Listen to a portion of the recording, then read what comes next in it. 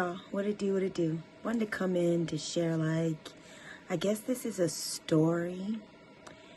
I saw a post yesterday,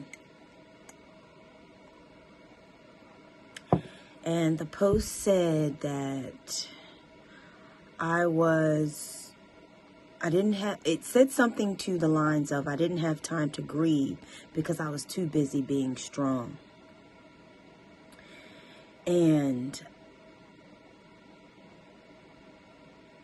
I know I'm a strong person, but I know from all of the losses, all of the air cycles, the times I've had to adapt, do the inner work, and repeat, I've learned through those repeating cycles, not even repeating cycles, but there's a lesson to learn every time that something repeats in your life. And the lesson that I've taken out of that is that I must make time for myself to grieve while I'm being strong. So those two go hand in hand. And the thing that keeps bringing me back to this statement of being strong and not grieving is, I'm just going to share this little story. I was the one who witnessed my top pop take his last breath. And I know that's not the memory that he would want me to remember about him. And I know he knew that I was going to be there when he took his last breath. And I knew he didn't want me to remember that. So the night before he passed, I set up a Zoom with as many family members as I could. And I did record that Zoom. I'm so thankful I did. And everybody got to speak with him and just share with him and just shower him with love. And he wasn't able to respond with words. And sometimes it was hard for him to smile, and it looked like he wanted to cry at certain times, and he wanted to talk at certain times, but he couldn't. And for that hour or so that we had him on the phone, he was there and he was loving everyone, and he was like just being showered on. He got his roses before he died. And the thing that I'm getting to is that when I turned off the Zoom and I ended it and I told everybody, okay, we're going to set this up again tomorrow if he's up to it. And I kind of knew, I don't understand how I knew, but I knew that he wasn't going to make it to that next Zoom. And he knew that I was going to be the one to be there when he took his last breath. So, what did he do for me?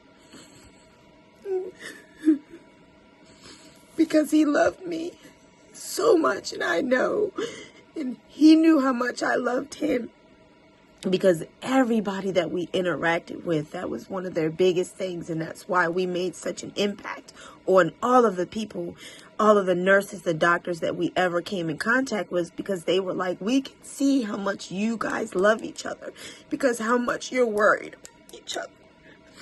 So what did he do for me so that my last memory of him would not be me seeing him go?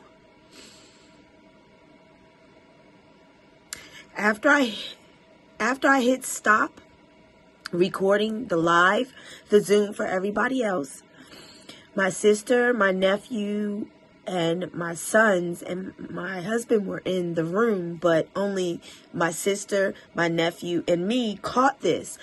I was taking and I was wiping his mouth off with a wipe. And I kind of went into his mouth, and he kind of went, like he motioned to bite me. And then he just got the biggest smile on his face, like it was him. Like he did that, and he was looking right at me. And then I knew at that point that was the last interaction that we were going to have with him. And he just never responded that whole entire night until I came in his room at midnight. So that was my last memory of him. And that right there is how I am going to be able to stay strong and to grieve at the same time. Because I've been down that road where I was so strong for my mom's passing and my cousin's passing that I did not really allow. My cousin's passing in 2006 was like an awakening of my self-awareness and my awareness of my emotions and my feelings. And then my mom's passing in 2007, I was being so strong because of what had happened to my son and the life that I was in, being a young 23-year-old mother, 28-year-old mother with 4 children, one of whom had a disability, cerebral palsy. I was so busy being strong that I did not get a chance to grieve until maybe like 2 years later. And I tried to kill myself because of that overwhelming sadness and just like all of the things. And I had to push myself out of that. So this time around, I'm just so thankful. I did not get to be there with her when she passed, and that was a regret. I did not get to help her during her cancer. And because I was already dealing with my own things, and I had to really accept that for myself and to allow myself to heal through that and not have those feelings of regret or I didn't do enough because I was already in enough. I had a son who had a disability. I had 3 other toddlers other than him. And he was 5. My oldest was 10 when she passed. And I had 4 boys. So that was a time where I was like, okay, I didn't get to see that. I got called an hour, like maybe 2 hours after she passed away. I got called and was informed that she died. So I never wanted that to happen to anybody in my family. So I've been trying to keep everybody ahead of everything and to know for myself that I will grieve and I will be strong. And I will not let anybody push my peace away or get in the way of my peace in my grieving process. And I just want that one statement about I can't remember how she wrote it, but I was so strong.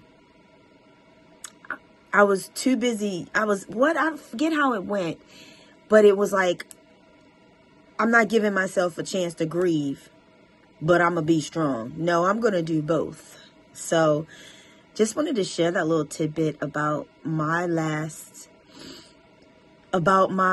Top Pop giving me the greatest gift of that big smile, that playfulness that he had, so that I will not focus on seeing him taking his last breath, because I know that's not what he would want me to remember. Love on your loved ones now. Be truthful about all things. Do not bury feelings. Communication is key. Communication is key. Understanding is key. And unconditional love is key.